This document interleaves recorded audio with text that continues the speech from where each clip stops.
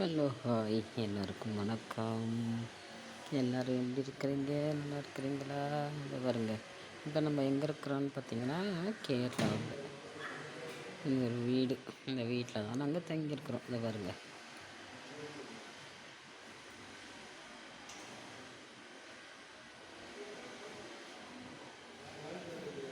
இப்போ தான் இங்கே வெயில் அடிக்குது